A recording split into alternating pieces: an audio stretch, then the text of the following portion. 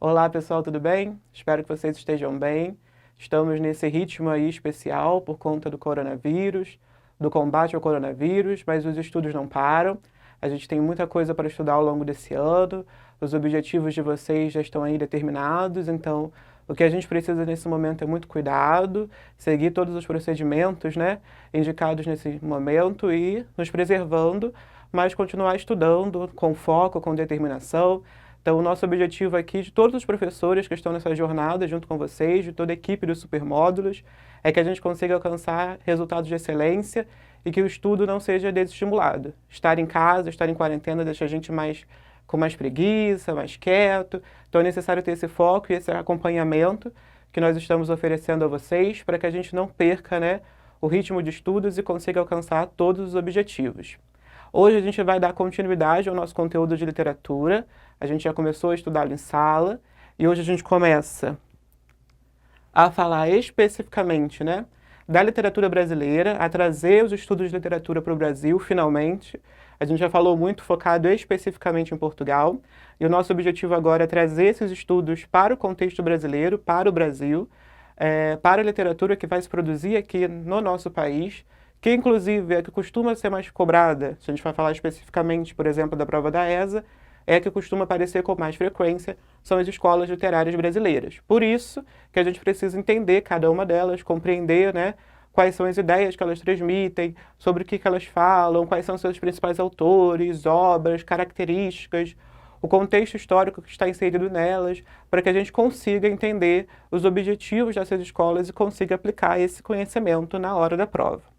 Para começar a falar, né, especificamente da literatura brasileira e, mais especificamente, do movimento que a gente conhece como quinhentismo, a gente precisa primeiro fazer uma revisão do último movimento que nós trabalhamos em sala de aula, que é o chamado classicismo.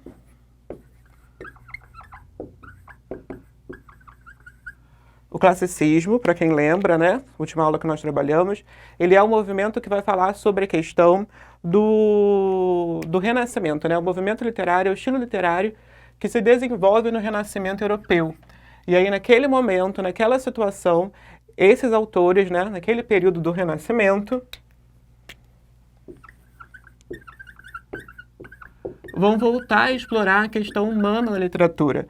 É algo que a gente já traz desde o humanismo, né, como já tínhamos comentado, mas que vai se aflorar no classicismo. Essa valorização do ser humano, esse racionalismo, essa retomada dos valores clássicos, por isso o classicismo, né? A retomada dos valores clássicos, da valorização de Grécia e Roma. Então eles voltam à antiguidade clássica e a tudo que foi formulado lá em contexto de literatura, falando especificamente sobre literatura, né? O que Grécia e Roma definia como literatura, como uma boa arte, os modelos literários a serem seguidos, e aí esses autores do classicismo, isso lá na Europa, né? Incluindo aí Portugal, nossa nação, né? Que vai inspirar os modelos brasileiros, Portugal vivenciava esse classicismo nesse mesmo momento em que a gente fala do quinhentismo. Então a gente tem dois grupos aí, dois movimentos literários distintos que se desenvolvem no mesmo período ao longo do século XVI. A gente tem na Europa o classicismo, marcado pelo Renascimento, pela retomada dos valores clássicos, e aí lá naquele momento, naquela situação e naquele local, né, na Europa, na época daqui, e vai entrar dentro do classicismo, o grande Luís de Camões, os Lusíadas, né, o grande épico português. Enquanto lá eles trabalhavam o que eles chamam de classicismo, eles seguiam as ideias desse movimento literário. No Brasil a gente vai ter o que chamamos de quinhentismo e que vai trabalhar com uma outra proposta. Especificamente por quê? Por que a gente tem essa diferenciação e a gente não tem aqui, basicamente, o classicismo brasileiro? Porque nesse momento a gente precisa voltar, e aí vai estar do termo, né, no nome do movimento literário, para o contexto histórico. Quinhentismo vem, especificamente, lá do ano de 1500, né? Dos anos de 1500, do século XVI, e é nesse momento histórico que a gente vai desenvolver esse movimento literário. E o que é que a gente tem no Brasil nesse período, né? E nesse contexto histórico? O que a gente vai ter é o processo de expansão marítima, que vai, né, ter aí um marco também europeu, o processo de expansão marítima, e que vai chegar aqui ao Brasil, né? em que vão chegar aqui ao Brasil os portugueses, né, nas esquadras de Pedro Álvares Cabral. Então é o momento da colonização do Brasil. A gente ainda não tem ainda essa estrutura de nação, essa noção de nação e de pátria. Nesse momento está chegando, né, estão chegando os portugueses ao Brasil, encontrando no que eles chamam, né, de movimento de descobrimento do Brasil. Eles chegam ao Brasil nesse período histórico, e aí tudo que vai se produzir, né, na escrita, a produção escrita desse momento é o que a gente vai acabar vinculando ao quinhentismo. Não é, a gente vai falar isso melhor mais para frente, uma produção especificamente literária. O papel, a ideia que eles queriam transmitir não era uma produção, né, com um objetivo de ser literatura, como acontecia no classicismo português. O que a gente tem aqui são textos com outras finalidades e que vão acabar sendo inseridos dentro da história da literatura brasileira, por serem o primeiro marco, né, e os primeiros textos escritos dentro do território nacional, dentro do Brasil. Então, para a gente entender, aqui tem uma tirinha que vai falar um pouco sobre essa expansão. A qualidade não está muito boa, porque eu não achei ela uma qualidade muito boa. Mas dá para a gente tentar entender, né? Vamos dominar o novo mundo, e aí as caravelas, né, a mensagem sai de lá, pelas armas ou pelas almas, né? Dois movimentos distintos que vão estar marcados nessa expansão marítima. É importante lembrar, e aí fazendo o link com a história, que esse processo, né, de expansão marítima vai ter o pioneirismo português dentro desse processo de expansão, e ele vai ter vários objetivos distintos. Então você tem um objetivo econômico, né, comercial, então que você domina o mundo pelas armas, que você conquista novos territórios, para conseguir ter novos locais onde você consiga explorar novos recursos, nova matéria-prima, e também pelas almas. A gente vai aprofundar essa questão mais para frente, mas está aí inserido, especificamente no caso português, né, a conquista de novos fiéis para a Igreja Católica. A Igreja Católica, dentro do contexto histórico aqui do quinhentismo, já começa a sofrer os abalos, né, advindos da Reforma Protestante. Com a Reforma Protestante promovida por Lutero e depois por Calvino, muitos fiéis vão deixar o catolicismo, e a Igreja Católica, entre essas medidas, né, vai encontrar na expansão marítima e no domínio de novos territórios, novos fiéis, novas almas a serem catequizadas, né, a serem convertidas. Isso vai ser importante dentro do quinhentismo para a gente entender a lógica desse movimento. Aqui nesse quadro já é interessante para a gente observar como vai ser esse olhar português no movimento do quinhentismo. Porque o primeiro passo sobre o quinhentismo a gente já comentou, né? Ele não são textos especificamente literários. A produção literária do quinhentismo, que a gente chama assim, não são textos trazidos ou criados com o objetivo de serem consumidos como literatura. Eles tinham outra finalidade, outro propósito, né? Mas depois eles vão ser inseridos dentro da literatura e a gente vai entender o melhor porquê um pouco à frente da aula. Além disso, esses textos, né, do quinhentismo não são produzidos por brasileiros.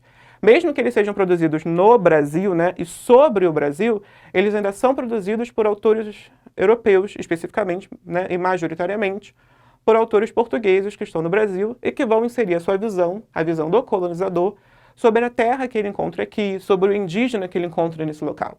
Esse quadro aqui, por exemplo, A Primeira Missa no Brasil, já é um quadro lá no século XIX, do Vitor Meirelles, mas que apresenta ainda essa visão que vem lá do quinhentismo, de como era observado, né, o índio dentro dessa esfera da colonização. Então centraliza-se na imagem, né, a figura da primeira missa, o destaque é dado à cruz, a forma como vai ser inserido o cristianismo no território brasileiro, e aí os índios ficam ao redor, meio que observando, desconhecendo, mas também são inseridos na imagem como esses nativos em busca de uma conversão. Então ele vai acrescentar ali, ele já vai apresentar esses elementos que vão aparecer com profundidade ao longo do quinhentismo, essa relação entre o colono, né, entre o colonizador e o colonizado. Então, para entender o quinhentismo, né, é a denominação genérica que a gente vai atribuir às manifestações literárias do Brasil no século XVI, aquilo que era produzido no Brasil, né, na escrita, a produção escrita brasileira desse período, mas que ainda não se trata de uma literatura genuinamente brasileira, porque ela vai cumprir outros objetivos e vai apresentar a visão do europeu acerca do nosso país. E aí a gente vai dividir essa literatura quinhentista em dois grupos distintos, em duas subdivisões. Uma literatura de informação e uma literatura de catequese. O primeiro grupo que a gente trabalha é essa literatura de informação. Qual vai ser o objetivo dela? E a gente vai para o nome, informar.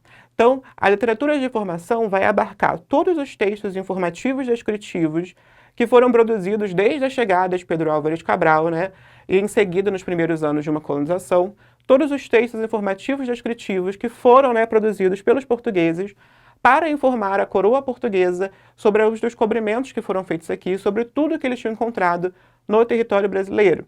Então vai ir desde o que a gente chama de Carta de Pero Vaz de Caminha, a gente vai comentar mais sobre ela já já, mas vai incluir todos os diários de bordo, todas as cartas, né, informativas, todas essas produções escritas que foram feitas pelos portugueses para informar sobre aquilo, né, que havia sido descoberto, aquilo que havia sido encontrado no Brasil. O principal texto dentro dessa literatura de informação, né, que aí dá para se observar que ela não tem esse objetivo literário, ela não foi escrita, né, simplesmente para entreter ou para apresentar um padrão artístico. Ela tinha um objetivo muito claro de comunicação, um objetivo muito claro de informar, de descrever ao rei, né, tudo que tinha sido descoberto, de apresentar as descobertas, de apresentar o território que foi encontrado, e até, de certa forma, de argumentar, né, a favor desses processos de expansão marítima, justificar, né, a saída daquelas caravelas todas de Portugal até esse território. Então, o que se encontrou, qual resultado foi gerado por essa exploração, tudo isso vai estar abarcado dentro dessa literatura de informação. Então, o primeiro ponto que a gente tem, o texto principal que a gente vai ter nessa literatura de informação, que cai muito em prova, é o que a gente chama da Carta de Pero Vaz de Caminha. É um conteúdo que pode aparecer aí, tanto em literatura quanto em história, por exemplo, discutindo essas mesmas questões. A Carta de Pero Vaz de Caminha, né, ela é escrita por esse carinha aqui, o Pero Vaz de Caminha, era o escrivão-mor da esquadra do Cabral, né, do Pedro Álvares Cabral.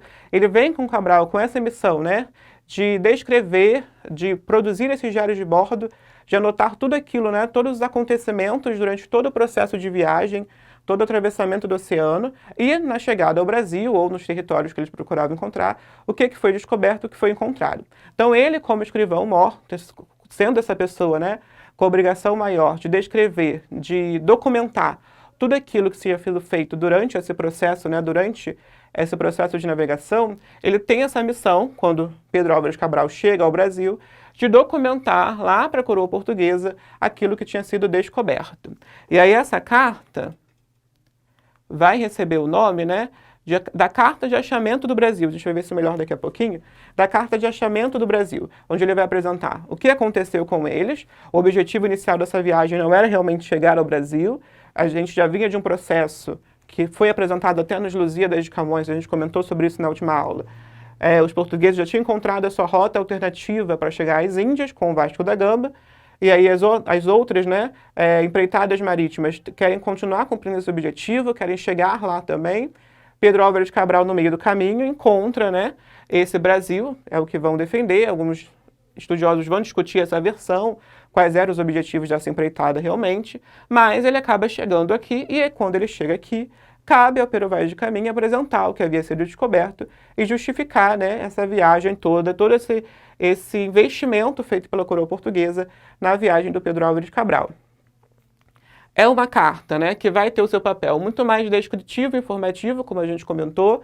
O que ele vai fazer ali, muito mais, é apresentar essas informações sobre a Terra, elencar o que foi descoberto, descrever as paisagens, comparar essas paisagens com o que havia em Portugal, para que eles pudessem ter uma imagem, né, do que foi encontrado. Não tinha ainda uma documentação em fotos, produzir pinturas era muito mais complexo, então a carta precisava ser muito esmiuçada, muito detalhada, usando muitos adjetivos, para que eles conseguissem entender o que foi que aconteceu, o que foi descoberto naquele período. O que foi descoberto quando eles chegam ao Brasil, né? E informar sobre toda essa exuberância do mundo tropical. Quanto, né, ainda dentro dessa literatura de informação, não só na Carta do Pero Vaz de Caminha, né, mas nas outras produções também, a gente vai ter uma linguagem muito mais objetiva, porque ele quer informar, então ele precisa trazer o máximo de informações possíveis com clareza. O objetivo é no sentido de ser claro, conseguir informar, mas aí ele vai adjetivar muito essa produção, então não é um objetivo no sentido de não trazer das suas emoções, mas de trazer o máximo de informações, mas com muitos adjetivos, um uso até exagerado de adjetivos, porque ele quer caracterizar tudo. E principalmente ele quer embelezar tudo que foi descoberto. Ele precisa justificar o investimento, né? Chegamos até aqui.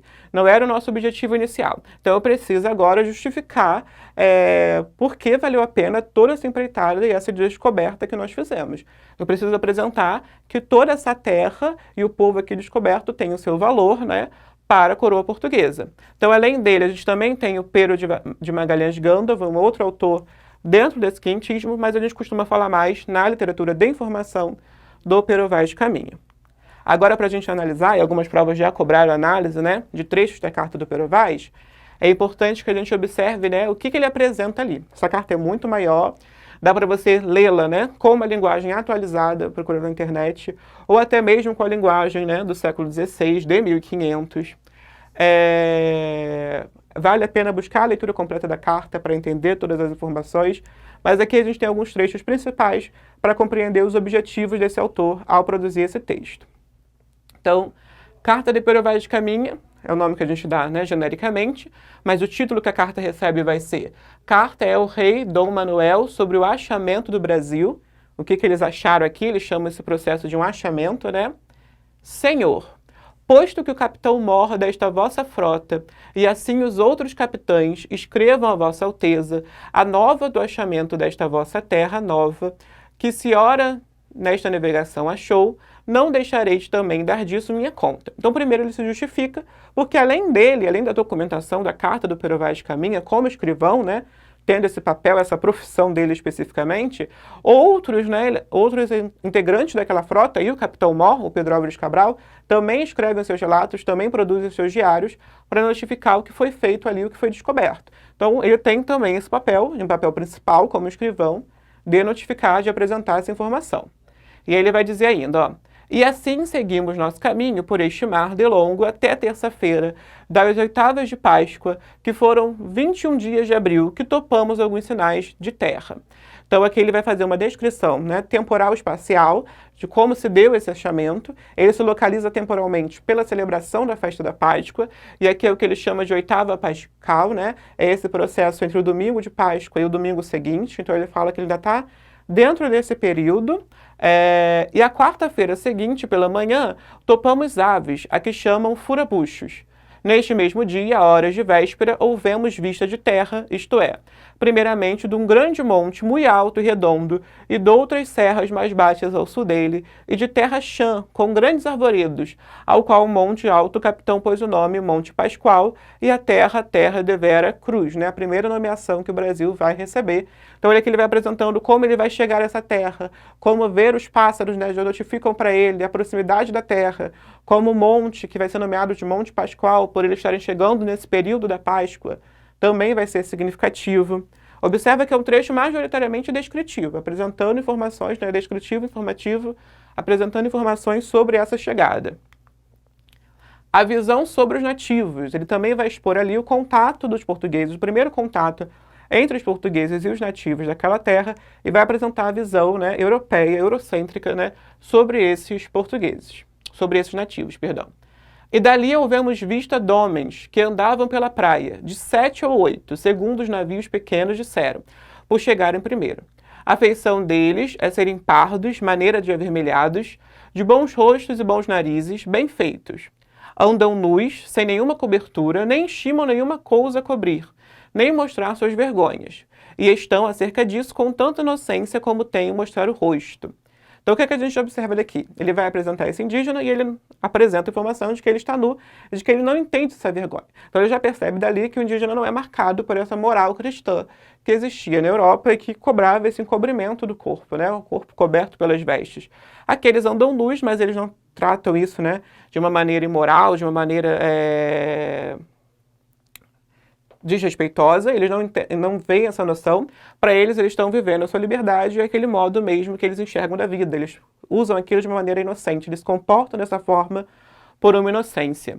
E ele vai falar ainda, né? Ali andavam entre eles 3 ou 4 moças e bem gentis, com cabelos muito pretos, compridos pelas espadas, ou seja, por meio das costas, né? E suas vergonhas tão altas e tão sarradinhas e tão limpas das cabeleiras, que de a nós muito bem olharmos não tínhamos nenhuma vergonha. Então até a descrição das índias, do corpo das índias, né? Da sua nudez, da sua cobertura dos seus pelos, né? Serem sarados, serem limpos, eles vão notificar. Então pensa que esse homem português que chega, que se depara com essas índias, que eram completamente diferentes do perfil da mulher europeia, né, e do comportamento e da higiene dela, e aquilo chama atenção e eles vão descrever numa mistura aí de uma apresentação da inocência indígena, né, com essa moral e com essa visão aí do português. Os interesses econômicos. Então, cada trecho da carta ele vai apresentar uma informação.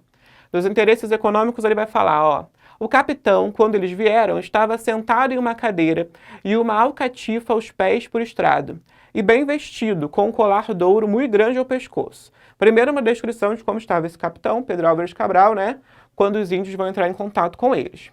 Um deles, porém, pôs olho no colar do capitão e começou de acenar com a mão para a terra, e depois, lembra que isso aqui está no português, né, do século XVI, então tem diferenças ortográficas, como cousa, depois, né, para o colar, como que nos dizia que havia em terra ouro, e também viu um castiçal de prata, e assim mesmo acenava para a terra, e então para o castiçal, como que havia também prata.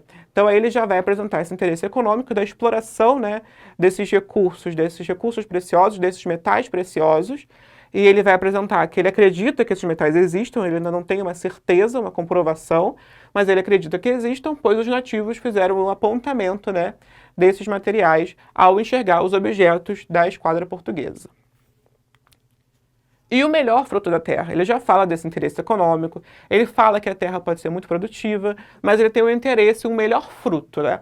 Até aqui, qual que você acha que é esse melhor fruto, né? Qual seria esse melhor resultado, esse melhor investimento que os portugueses poderiam fazer em relação ao território brasileiro, em relação à exploração do Brasil, né? Muita gente vai dizer que é explorar esses recursos, os metais preciosos, o pau-brasil, mas na carta do Pero Vaz de Caminha, ele apresenta esse melhor fruto como outra coisa. Ele vai apresentar assim, ó. Até agora não pudemos saber se há ouro ou prata nela, ou outra coisa de metal ou ferro. Nem lhe havíamos. Contudo, a terra em si é de muitos bons ares, frescos e temperados, como entre Douro e Minho, região portuguesa, né? Porque neste tempo da agora, ainda assim, os achávamos como os de lá. Águas são muitas, infinitas. Em tal maneira é graciosa que, querendo aproveitar, dar-se-á nela tudo por causa das águas que tem. Então ele vai justificar aí, quase uma argumentação, né? Isso vale a pena até para a nossa redação. Ele vai argumentar porque essa terra é produtiva, então ele vai comparar com os climas portugueses de uma região portuguesa, vai falar dessa infinidade de água que é necessário para essa produção agrícola, mas aí ele vai apresentar esse melhor fruto. Porém, no entanto, né? O melhor fruto que dela se pode tirar, parece-me que será salvar esta gente. E esta deve ser a principal semente que Vossa Alteza em ela deve lançar. Então eles enxergam ali o melhor fruto, toda aquela população que poderia ser convertida, ser catequizada ao catolicismo, e por isso ele seria o melhor fruto que aquela terra teria a oferecer. Então, mais do que explorar essas riquezas materiais, que eles vão explorar também, e isso é apresentado esmiuçadamente, né, ao longo da carta, tudo que eles podem explorar, que eles podem plantar, que eles podem extrair da terra, o que ele vai destacar como melhor fruto é esse povo, esses novos fiéis que estão aí a um oceano de distância da Europa, da Reforma Protestante, e que poderiam ser catequizados e convertidos. Eles têm uma visão do índio como uma figura inocente, boba, simples, né? Que tem a sua relação com as suas divindades, eles vão explorar isso melhor em outras cartas, mas que, pela sua inocência, né, por essa alma inocente que eles carregariam, eles precisavam e poderiam ser convertidos, né, ao catolicismo, poderiam ser salvos por meio da conversão. Aqui tem um glossário, depois vocês podem observar isso melhor, eu vou disponibilizar esse slide também para vocês. E aqui, né, vale a pena você, de casa, na hora que estiver assistindo o vídeo, quiser pausar agora nesse slide, né, e fazer essas questões, é interessante porque isso aqui é importante tanto para a sua compreensão de literatura, quanto para a sua compreensão, né, de interpretação de texto. A Carta de Pero Vaz de Caminha é um texto ótimo para estar numa prova de língua portuguesa, sem ser especificamente a prova de literatura, porque ela apresenta aí um âmbito muito grande das questões sobre gênero textual, tipologias textuais, né? Então é interessante você pausar, tenta responder essas questões, depois, né, dar o play no vídeo de novo para a gente concluir e dar as respostas coletivamente. Olha só. Então, pausa aí agora, depois você volta. Agora que você já voltou, você pausou e voltou. Eu sei que você fez isso. Então, agora a gente vai entender, né? E responder em conjunto para ver se as suas respostas batem com o gabarito. Qual é o objetivo comunicativo desse texto? Todo texto que a gente analisa, a gente precisa observar os objetivos de comunicação, ou seja, a intenção com que ele foi produzido, o objetivo com que ele foi criado. Aqui o objetivo está até lá no texto, né, no título da carta, é comunicar a coroa portuguesa sobre o achamento do Brasil. O objetivo é comunicar a coroa, descrevendo essa terra que foi descoberta, descrevendo esse povo nativo e trazendo para eles o máximo de informação sobre o território recém-conquistado, né? Segundo, quem é o interlocutor desse texto? A gente já respondeu isso até na primeira. É o rei, né, Dom Manuel, que ele apresenta lá no título da carta, ó, ao rei Dom Manuel. Ele é o interlocutor, é a quem essa carta se dirige, né? É o destinatário desse texto. Qual é a linguagem usada pelo autor para se dirigir ao leitor? Se tratando-se, né, de um rei, é claro que ele vai usar uma linguagem formal para se dirigir, né, a essa pessoa. Ele é um súdito, ele trabalha para o rei especificamente, então ele precisa se dirigir em uma linguagem formal. Aí a gente consegue destacar alguns trechos do texto, desde a forma como ele se dirige, como ele apresenta, como ele expõe lá no início, que ele tem essa obrigação também de escrever, servem para a gente apontar essa linguagem formal. Qual é a visão sobre a terra construída no texto, né? É uma visão de uma terra boa, produtiva, com muitas águas, onde tudo poderia se dar, né? Uma visão de uma terra que ainda assim, nesse momento, a gente não tem claro o que pode ser explorado. Pensa que eles estão aí nos primeiros dias, né, de chegada ao Brasil. Eles não têm certeza do que pode ser explorado, mas eles justificam que a terra tem características muito boas, uma mata muito grande, uma infinidade de águas que podem ser produtivas no futuro. Qual é a visão sobre o índio construída no texto? A visão sobre o índio é de que ele é uma figura inocente, né, que não tem noção nem da sua nudez, que não reconhece, que não conhece ainda os valores morais cristãos, mas que, por ser uma figura boa, uma figura inocente, que o recepcionou, né, que o aceitou chegar à sua terra, né, é uma figura que merece, que deve, né, na visão portuguesa, ser convertida, ser integrada ao catolicismo. E, por fim, a Carta de Pero Vaz de Caminha cumpre o seu papel comunicativo?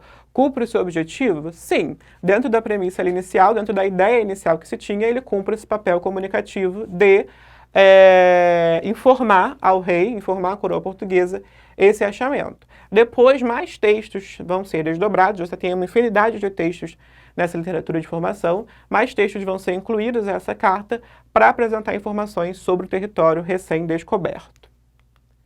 Além da literatura de formação que a gente já apresentou, a gente tem também a chamada literatura de catequese, que já é a segunda vertente do quinhentismo. Então, a primeira literatura de formação, esses textos produzidos, né, para informar sobre a descoberta do Brasil, para falar sobre esse primeiro momento da colonização, da chegada ao território brasileiro, do contato com os índios, né, e depois a gente evolui para o segundo momento, que é essa literatura de catequese. O que vai ser ela e qual é o objetivo principal dela? Dentro da literatura de catequese, a gente precisa pensar, né, que também vai aparecer como literatura dos jesuítas, porque serão os padres jesuítas os responsáveis pela produção dela, a gente precisa pensar naquele objetivo que o Pero Vaz de Caminha apresentou lá na conclusão da sua carta, que era qual? Que o melhor fruto da terra era a conversão dos nativos indígenas. Então, quando ele apresenta esse melhor fruto como a conversão desses indígenas, né, como a salvação que poderia ser dada a essas almas, o que você vai ter na literatura de catequese são os textos produzidos naquele momento pelos padres jesuítas quando eles chegam ao Brasil com o objetivo de catequizar os indígenas. Então esses padres vêm, né, em missão de Portugal para o Brasil com o objetivo de civilizar, né, trazer a ideia da civilização no sentido de uma civilização europeia, nos valores da cultura europeia. Ele tem esse objetivo de civilizar e catequizar o indígena, né, convertê-lo ao catolicismo, que era a religião oficial da coroa portuguesa. Esse é o papel que ele vai ter, esse é o papel que essa literatura de catequese vai apresentar. Então aqui dentro dela a gente vai ter, né, os textos que foram produzidos por esses padres jesuítas nessa missão de conversão. Então você tem poemas que eles vão escrever, e eles precisavam, a gente pensa, né, antes de a gente pensar nos tipos de texto que eles vão produzir, a gente precisa pensar em como é feito esse contato com o indígena. Então, quando ele chega aqui ao Brasil, né, esses padres jesuítas, mais especificamente o padre José de Anchieta, né, que é o principal que a gente fala, quando ele chega ao Brasil, o que ele se depara aqui nesse contato? Ele tem um indígena que não conhece português, que não conhece a nossa língua, que se comunica, na Carta de Perová de Caminha a gente viu isso, ele se comunica mais por sinais, por gestos, por apontamentos de coisas que ele enxerga uma semelhança, porque ele não conhece a língua. Então, quando eles chegam aqui com essa missão de catequizar, eles precisam simplificar esse contato linguístico. O padre José de Anchieta, inclusive, ele vai escrever a primeira gramática, né, do tupi, onde ele vai tentar sinalizar as palavras, os termos da língua tupi, para facilitar esse processo, encaminhar esse texto a Portugal, para que os próximos padres jesuítas que chegassem ao Brasil já tivessem conhecimento, no mínimo básico, da língua indígena, né, que reinava ali por aquela região litoral. Então ele vai explorar, ele vai tentar construir, né, uma língua que seja uma mescla do português com esse vocabulário tupi, para que tenha maior facilidade de contato com esse indígena, para que ele consiga comunicar a sua mensagem e transmitir a sua fé com mais facilidade. Então, para fazer isso, ele precisa de textos que sejam de mais simples comunicação. Ele não consegue transmitir todas essas mensagens se ele não vai conseguir catequizar essa indígena como você catequizava na Europa. Não dá para obrigar esse pessoal a ler textos em latim, a assistir a missa em latim, como acontecia naquela época, a ler, né, os textos bíblicos na língua latina. Não tem sentido, não tem capacidade disso acontecer. Então, o que ele precisa fazer é conseguir simplificar essa colocação e essa língua, né, mesclar essa língua portuguesa com o idioma do indígena para conseguir facilitar esse processo. E além disso, ele vai usar gêneros textuais, e aí a gente fala que essa literatura de catequese é uma literatura que acaba explorando mais esse aspecto literário. Ela ainda não é, a gente já comentou isso no quentismo, um texto propriamente produzido para essa literatura. Ele também tem outro objetivo comunicativo. O papel desses autores são conseguir, né, transmitir a fé católica aos indígenas. São textos produzidos com outra intencionalidade. Mas, para facilitar esse contato e para atrair a atenção desse indígena, os textos que eles vão produzir nessa literatura de catequese são os autos, né, as peças religiosas, a gente comentou já sobre o Alto da Compadecida, por exemplo, essas peças, ou o Alto da Barca do Inferno no humanismo, são essas peças de cunho religioso, né, que normalmente vão ser musicalizadas também para facilitar e para atrair mais a atenção desse indígena, poemas musicalizados. Então ele vai usar essa estrutura literária, como, por exemplo, a estrutura do Alto, que é um texto teatral, né, um texto dramático, ou a estrutura da poesia, com tipos de versos mais simples, inclusive. Ele vai pegar essas estruturas dos textos literários para construir os seus textos de cunho religioso. Então, uma poesia, né, com uma temática religiosa, o Alto, que já é uma peça de temática religiosa. Então, ele vai pegar as estruturas literárias para construir os seus textos religiosos. Ele precisa transmitir a mensagem do catecismo católico, da fé católica. Ele não consegue fazer isso com textos descritivos, informativos, principalmente na língua portuguesa ou no latim. Então ele precisa traduzir isso para a linguagem indígena. E ele vai fazer muito isso também comparando essa fé católica com a fé que o indígena trazia. Então ele vai trazer essas associações, né, de bem e mal, por exemplo, porque ele quer apresentar que Deus é bom, que Jesus Cristo é bom. E aí nessa associação de bem e mal, ele não traz essa noção do cristianismo de Deus e demônio. Ele vai trazer essa noção em que ele vai opor o Deus cristão com, por exemplo, as divindades da natureza ligadas aos indígenas. Ou ele vai opor o Deus, né, da religião católica com o pajé, que era essa figura, esse sacerdote, essa figura indígena religiosa. Então ele vai colocar isso no texto lado a lado, essas duas noções, para mostrar para o indígena de como o pajé seria a figura ruim, de quem ele tem que se livrar, ou seja, de quem ele tem que deixar para lá. E ele precisa agora abraçar essa fé cristã, aquilo que ele vai apresentar no texto como bom, como belo, né, como significativo. E aí a gente vai ter, dentro dessas características, né, dessa literatura de catequese, uma literatura de caráter documental e religioso, ou seja, eles também documentam, muitos textos vão ser lidos por textos desses padres para documentar a relação com os indígenas, o contato com os indígenas, mas também tem esse cunho principal religioso de catequizar, as crônicas históricas, o teatro pedagógico, a poesia didática, ou seja, uma poesia que prevê um ensinamento, que quer ensinar alguma coisa. textos informativos e descritivos também vão aparecer aí, né? Quando ele fala sobre a terra, uma linguagem simples para facilitar esse contato com o indígena, os temas cotidianos e religiosos, né? Pautados na fundamentação religiosa cristã. Então, falar tudo a partir da ideia e da defesa, né, e dos argumentos do catecismo católico. Principais autores, o padre José de Anchieta, que é esse carinha daqui, né? E o padre Manuel da Nóbrega, mas normalmente o que vai aparecer com mais frequência é o padre José de Anchieta, né? O que vai aparecer com mais frequência nas provas. Para a gente ter uma ideia de como ele explora esse catolicismo e como ele tenta simplificar essa linguagem para ser mais acessível aos indígenas, a gente vai ter um exemplo aqui de um poema do padre José de Anchieta. No livro de vocês, nas atividades que a gente vai fazer mais para frente, né, ao longo da semana, vocês vão conseguir observar como outros tipos de texto, autos religiosos, né, como ele vai explorar em diversos gêneros essa noção de transmissão da religião. Ponto importante aqui também, para ser destacado, deixa eu conferir só se está atrás, não, está antes. Ponto a ser destacado também sobre os padres jesuítas, né, e sobre o trabalho dos padres jesuítas. No primeiro momento, quando eles chegam ao Brasil, a missão principal deles é catequizar, converter esses indígenas. No entanto, com o passar do tempo e com o avançar da colonização, esses padres jesuítas vão ter uma missão didático-pedagógica, educacional. Eles vão ser responsáveis também por educar os filhos dos colonos, né? Os filhos dos colonos ou que nasciam no Brasil ou que vinham de Portugal, que precisavam passar por esse processo de uma educação formal, e vai caber então aos padres jesuítas promover essa educação. Eles vão ser responsáveis pela educação ao longo de séculos no Brasil. E aí os textos dele vão ganhar um cunho a mais. Além de um cunho religioso, eles ganham esse cunho didático, pedagógico, educacional. E aí vamos ver agora um exemplo de como isso aparece, ó. Ao Santíssimo Sacramento. Para quem não sabe, dentro da religião católica, né, o Santíssimo Sacramento é a Eucaristia, que na fé católica corresponde ao corpo e ao sangue de Cristo, né? Dentro da fé católica, a gente não acredita que seja uma representação ou um simbolismo. A gente acredita, né, que o pão e o vinho passam por um processo de transubstanciação, se transformam, né, em corpo e sangue de Cristo. E aí, para apresentar esse conceito, que é um conceito complexo, para os indígenas, né, ele vai apresentar isso na forma desse poema, falar desse Santíssimo Sacramento. O Santíssimo Sacramento é essa Eucaristia, esse corpo e sangue de Cristo.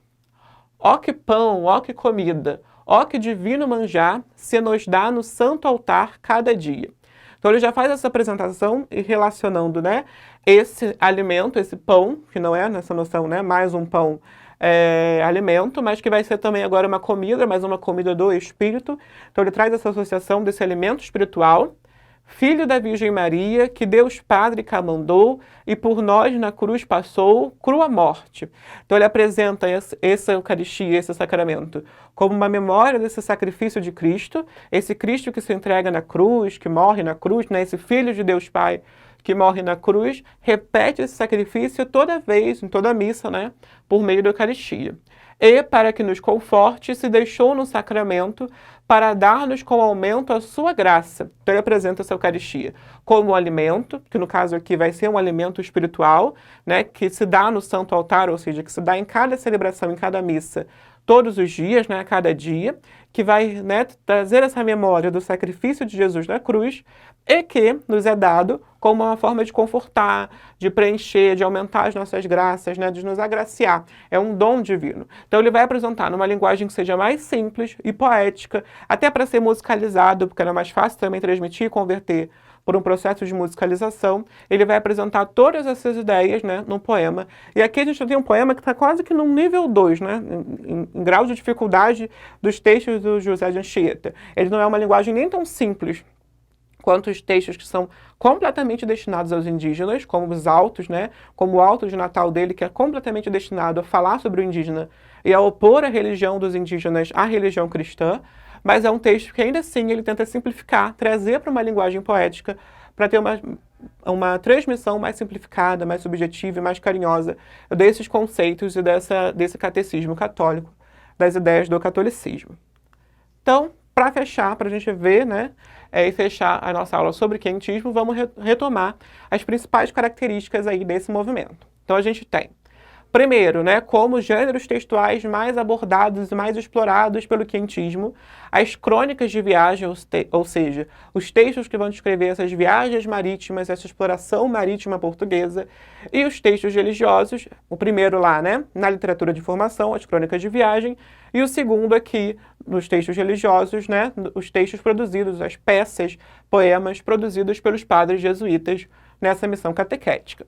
Segunda característica, textos descritivos e informativos, informar acerca da terra descoberta, informar sobre o povo indígena aqui encontrado, informar sobre o processo de catequização desses indígenas, descrever as características dessa terra e desse povo, apresentar o máximo de informação, tanto, né, em relação ao Brasil para Portugal, quanto da relação de Portugal para o Brasil, quanto, por exemplo, até nos textos de padres jesuítas, né, nesses textos religiosos, a gente vai ter esse caráter informativo, porque no processo de conversão, de catequização, ele precisa informar sobre essa fé, ele precisa apresentar os valores e os dogmas dessa fé católica para os indígenas. Uma conquista material, ou seja, a conquista da terra e dos recursos que vão ser explorados nela, e a conquista espiritual, a conquista dessas almas a serem convertidas. Uma linguagem simples, né, para cumprir com seus objetivos comunicativos, e uma utilização de adjetivos intensamente, tanto para caracterizar a terra quanto para caracterizar o povo que aqui habitava. Para fechar, vamos ver uma questão da ESA para ver como isso aparece na sua prova especificamente, né? ESA de 2012, a feição deles é serem pardos, quase avermelhados, de rostos regulares e narizes bem feitos. Andam nus, sem nenhuma cobertura, nem se importam de cobrir nenhuma coisa, nem de mostrar as suas vergonhas. Essa passagem pertence à Carta de Pero Vaz de Caminha, primeiro texto escrito no Brasil, no qual eram descritos a terra e o povo. Então, vamos parar aqui rapidinho, e o povo que habitava. Então aqui ele só traz um trechinho do texto, lembra que a gente falou que essa carta é gigantesca, não tem como ele explorar esse texto todo em prova, então ele vai selecionar algum trecho ali, né? Vamos reler ele e tentar entender sobre o que ele fala nesse trecho especificamente. A feição deles é serem pardos, quase avermelhados, de rostos regulares e narizes bem feitos. Andam nus, sem nenhuma cobertura, nem se importam de cobrir nenhuma coisa, nem de mostrar suas vergonhas. Sobre o que ele está falando aqui, né? Ou sobre quem ele está falando aqui. Se você respondeu que ele está fazendo uma descrição dos indígenas, correto, acertou, né? E ele vai apresentar, ó, essa passagem pertence à Carta de Pero Vaz de Caminha, primeiro texto escrito no Brasil, no qual eram descritos a terra e o povo que habitava. A respeito da literatura quinhentista, é correto afirmar que, preste atenção que ele traz a passagem da carta, mas a pergunta não é especificamente sobre ela. A pergunta, o direcionamento da questão é falar sobre a literatura quinhentista a partir do que você vê ali no texto. Então, é correto afirmar que. Vamos encontrar a alternativa correta. Alternativas, ó. A. Os textos dessa época têm grande valor literário. B. Registra apenas o choque cultural entre colonizadores e colonizados. C. Toda essa produção está diretamente relacionada à intenção de catequizar os selvagens. D. Os textos quinhentistas fazem parte do movimento literário intitulado Poesia Pau-Brasil. E. A literatura da época está relacionada ao espírito aventureiro da expansão marítima e comercial portuguesa. Então, para aí, vamos entender qual a alternativa que a gente vai marcar aqui na hora da prova.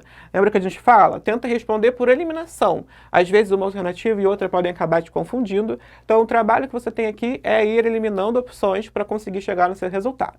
Vamos observar a primeira alternativa A, ó. Os textos dessa época têm grande valor literário? Primeira coisa que a gente comentou na aula foi: textos da literatura quinhentista tinham valor muito mais informativo, descritivo, do que um valor literário. Eles não foram produzidos originalmente para serem lidos como literatura. Então a gente já descarta essa opção. B.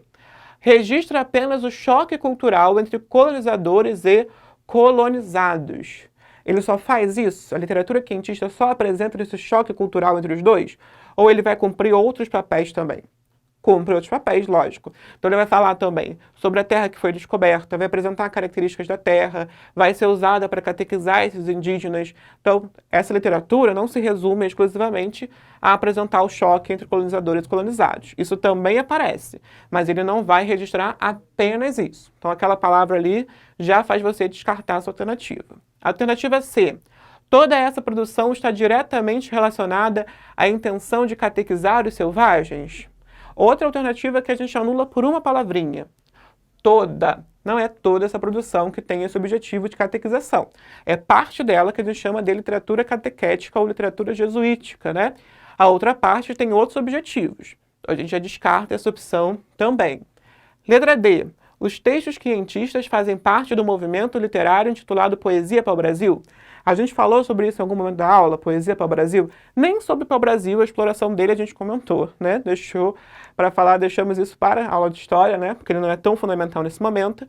Mas, então a gente já vai descartar isso aqui, porque a gente não reconhece essa relação dentro do quientismo. A Poesia para o Brasil faz parte, sim, da história da literatura brasileira, mas isso só vai aparecer, a Poesia para o Brasil é um movimento criado por Oswald de Andrade lá no modernismo, no século XX. Então, bem mais para frente, a gente vai comentar sobre essa Poesia para o Brasil. Então, a gente já descarta essa opção também, e a gente vai ver por que a letra E a alternativa correta. Só um ponto importante para a gente voltar aqui. Lembra que eu comentei lá no início da aula que você tinha a Poesia para o Brasil, né? Que você tinha, na verdade, que os textos do quientismo não tinham objetivo especificamente literário, que eles tinham outro papel, né? De ser um texto descritivo, de ser um texto informativo. Então, por que a gente estuda esses textos que não são literatura propriamente dita dentro das aulas de literatura? Qual é o papel que eles vão ter? A gente vai ter aí uma série de justificativas que vão explicar o porquê que a gente estuda esses textos dentro das aulas de literatura.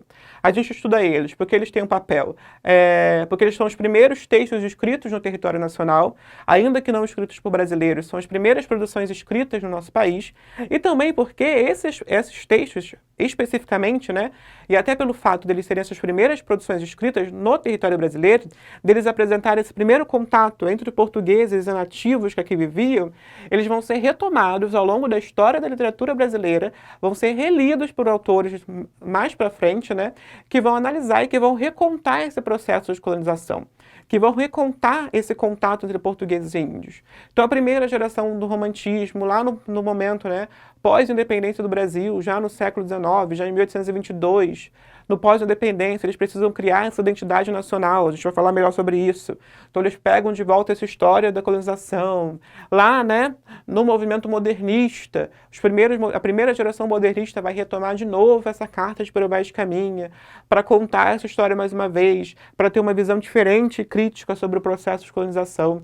Então, a gente estuda esses autores até porque, né, mesmo que eles não tenham sido escritos especificamente para ser literatura, a literatura vai usar esses textos ao longo da história do Brasil e ao longo da história da literatura brasileira para contar e recontar esse processo de colonização, esse surgimento do Brasil como país e como povo, né? E por isso, agora, entendendo esse papel, né, que a literatura quientista vai ter, a gente vai entender a alternativa final, a alternativa correta, letra E, né? A literatura da época está relacionada ao espírito aventureiro da expansão marítima e comercial portuguesa. Então, essa literatura vai estar ligada a esse espírito aventureiro. Ela vai falar sobre esse processo, né, de dominação, de conquista de novos territórios, de expansão marítima, de chegada a novos locais, né, de conhecimentos e de busca por novas terras. Você vai ter isso na Carta de Por Baixo Caminha e uma série de outros textos. Então, essa literatura está relacionada a esse espírito aventureiro, se aventurar pelo mar para descobrir, para conquistar novos territórios, novos povos, novos fiéis, né, para expandir comercialmente o Império Português. Por isso, a gente fica aqui com a alternativa E como nosso gabarito. Agora vai ficar aí para você exercitar como seu trabalho de casa. A gente tem que treinar, não adianta só ficar me escutando, né? Você vai treinar aí. Você vai abrir a sua apostila, assunto 9, é o último assunto da literatura, é um assunto especificamente, é um capítulo especificamente só de exercícios. Então, vai procurar lá os exercícios do nível 2. Eu não indiquei página aqui, porque tem uma diferença entre a apostila do oficialato e do sargento, são os mesmos exercícios, mas tem uma diferença de página, mas não tem erro. Procura lá no primeiro volume, né, de literatura, assunto 9, exercícios do nível 2, questões 1 até a questão 10. Então procura, exercita, faça as questões, leia com calma, fique atento nas pegadinhas, nessas palavras. A gente viu aqui pela questão da ESA, que às vezes é uma palavrinha que vai desconsiderar toda uma alternativa. Então façam com calma, que ao longo da semana eu publico para vocês o gabarito dessas questões, ok? Não esqueçam, né, de assistir a próxima aula, de continuar acompanhando as aulas, de estudar junto com a gente. A gente precisa desse contato, desse apoio de vocês. Não adianta nada a gente estar aqui produzindo se vocês não buscam, então estudem com afinco. No momento, né, específico, lá no grupo de WhatsApp, tirem as suas dúvidas. Não deixem, não esqueçam de deixar um comentário com o nome completo de vocês. É a nossa chamada virtual para a gente saber quem está acompanhando, quem está conseguindo acessar as aulas e acompanhar esse conteúdo. Fiquem com Deus, acompanhem as próximas aulas, assistam, continuem estudando. Valeu!